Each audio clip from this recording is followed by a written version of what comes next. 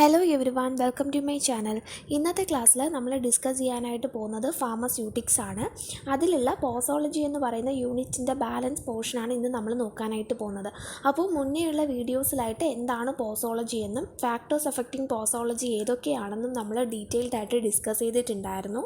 ഇന്ന് നമ്മൾ അതിൽ വരുന്ന paediatric dose calculation based on age, body weight and body surface area, ഈ ടോപ്പിക്കാണ് ഇന്നത്തെ ക്ലാസ്സിൽ നമ്മൾ ഡിസ്കസ് ചെയ്യാനായിട്ട് പോകുന്നത്. അപ്പോൾ എന്താണ് പീഡിയാട്രിക് ഡോസ് കാൽക്കുലേഷൻ എന്ന് നമുക്ക് നോക്കാം. അതായത് നമ്മൾ ഡോസ് കാൽക്കുലേഷൻ ചെയ്യുന്നത് എന്തിനു വേണ്ടിയിട്ടാണ്?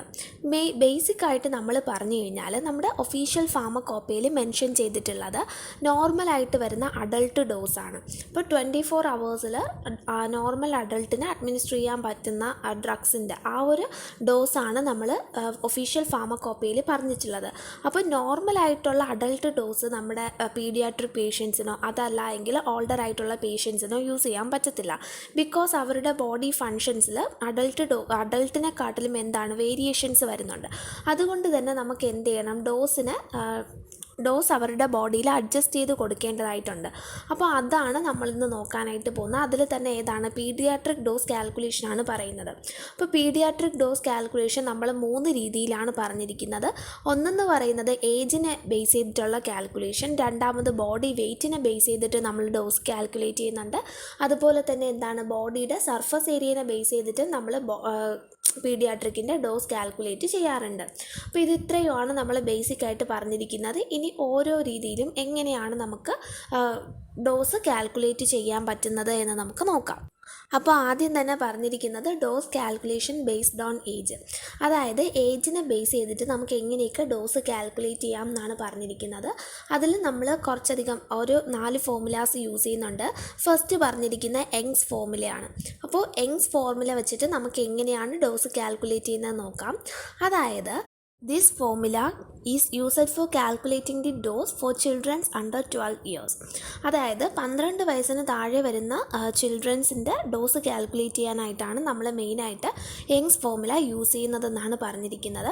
ആൻഡ് ഇവിടെ ഒരു ഇക്വേഷൻ ഉണ്ട്, dose for child equals age in years divided by age plus 12 into adult dose എന്നാണ് പറഞ്ഞിരിക്കുന്നത്. അപ്പോൾ എങ്ങനെയാണ് ഈ ഒരു ഫോർമുല പഠിക്കണം.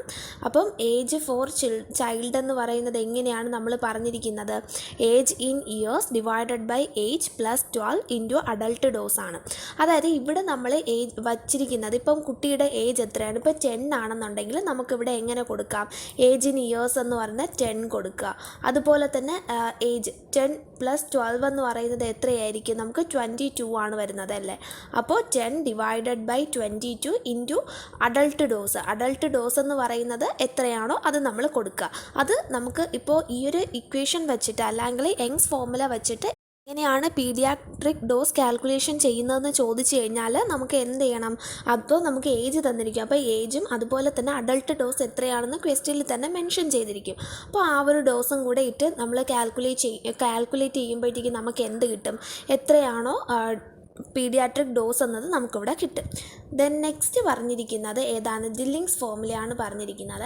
ആൻഡ് ഈ ഒരു ഫോർമുല എന്ന് പറയുന്നത് ചിൽഡ്രൻസ് ബിറ്റ്വീൻ 4 to 20 ഇയേഴ്സ്, അപ്പോൾ 4 വയസ്സിനും 20 വയസ്സിനും ഇടയ്ക്ക് പ്രായം വരുന്നവരുടെ ഡോസ് കാൽക്കുലേറ്റ് ചെയ്യാനായിട്ടാണ് നമ്മൾ ഈ ഒരു ഫോർമുല യൂസ് ചെയ്യുന്നത്.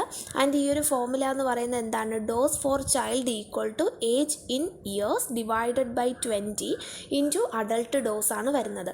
അപ്പം ഇവിടെ നമുക്ക് എന്താണ് അഡൾട്ട് ഡോസ് എത്രയാണെന്ന് പറഞ്ഞിരിക്കും. അപ്പോൾ അത് അഡൾട്ട് ഡോസ് എത്രയാണെന്ന് പറയുക.